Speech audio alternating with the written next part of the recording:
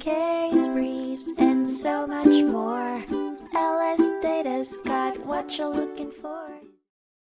Introducing the case of Bretz versus Portland General Electric Company, a legal clash in 1989, scrutinized by the United States Court of Appeals for the Ninth Circuit. The case focused on the crucial legality that for a contract to be enforced, certain requirements must be met, one of which is the necessity for an identifiable offer counter to an invitation to negotiate. In the context of specific contracts such as the sale of stocks, the agreement must be documented and authorized with signatures. At the heart of the lawsuit was L.R. Bretz, hailing from Montana, who had launched a breach of contract case against the Oregon-based Portland General Electric, PGE.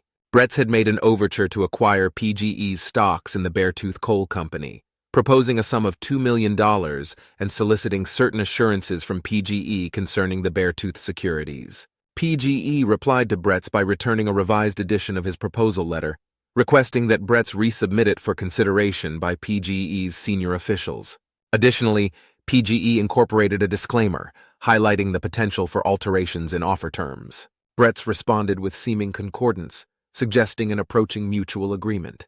However, PGE then proposed Bretz escalate his offer to $2.75 million to expedite the deal's closure. Bretz returned an altered offer, asserting the existence of a sales contract. As a result, Bretz sued PGE for glaring breach of contract, demanding in excess of $25 million in reparations.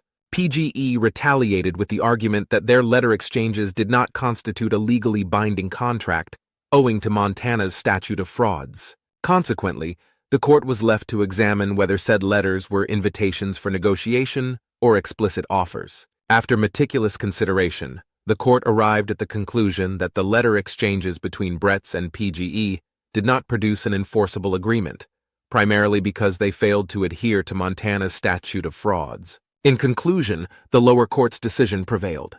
This decision favored PGE's defense, predicated on the fraud statute, while discarding Bretz's claim of contract breach. Case briefs, and so much more.